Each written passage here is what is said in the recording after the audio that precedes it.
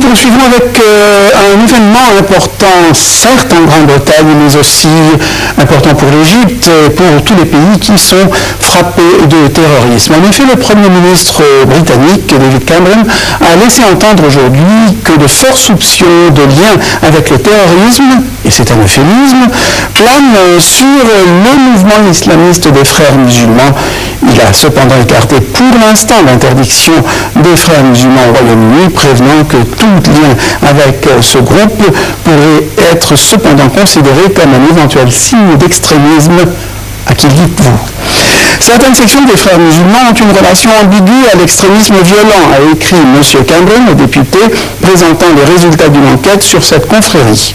Le rapport, qui n'a pas été rendu public, conclut qu'être membre, associé ou influencé par les frères musulmans devrait être considéré comme un signe d'extrémisme, précise le Premier ministre britannique. Comme quoi, il n'est jamais trop tard pour bien faire.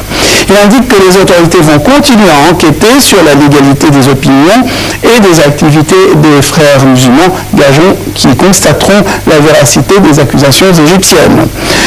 Depuis, le gouvernement britannique compte intensifier la surveillance des opinions et des activités menées à l'étranger par les membres associés ou affiliés des frères musulmans, qu'ils soient basés au Royaume-Uni ou ailleurs, souligne aussi M. Cameron. Les services de communication de la confrérie fondée en 1928 en Égypte par Hassan el-Banna, je vous rappelle, sont installés à Londres. Plusieurs alliés du Royaume-Uni au Moyen-Orient poussent en tout cas les pays du monde et surtout le Royaume-Uni, importante base des frères, à interdire cette organisation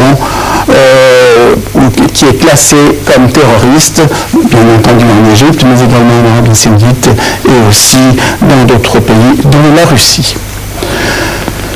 Mesdames, Messieurs, les élections régionales françaises, dont les résultats finaux ont été divulgués il y a quelques jours, ont vu la victoire d'une coalition hétéroclite de plus de 20 partis sur le Front National, porte-parole du nationalisme français et de l'euroscepticisme. Les explications dans ce compte-rendu.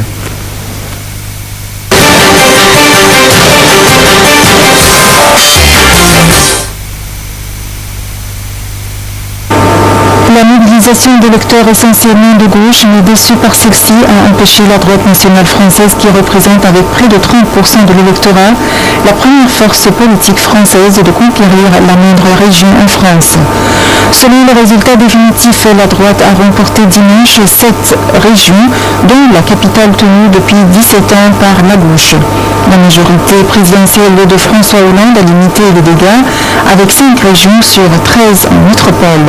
Île-de-Corse a été remportée par les nationalistes, une première.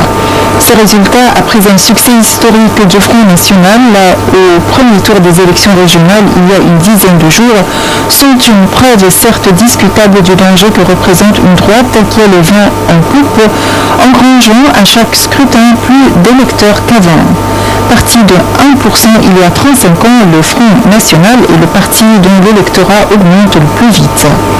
Mais le Front National avec un discours eurosceptique, alors que Bruxelles dicte ses ordres aux États membres de l'Union européenne et anti-migratoire dans un pays où le chômage persiste et où la natalité autochtone est découragée au profit d'apports démographiques du tiers-monde, grimpe depuis 5 ans en surfant sur le rejet des partis classiques, impuissants face à la crise économique et au chômage. Le chef de l'opposition de droite, l'ex-président Nicolas Sarkozy, a jugé que cette mobilisation ne doit sous aucun prétexte faire oublier les avertissements qui ont été adressés à tous les responsables politiques. Le FN a des motifs de consolation, il progresse depuis le premier tour et réalise son meilleur score national jusqu'alors en pourcentage 28%.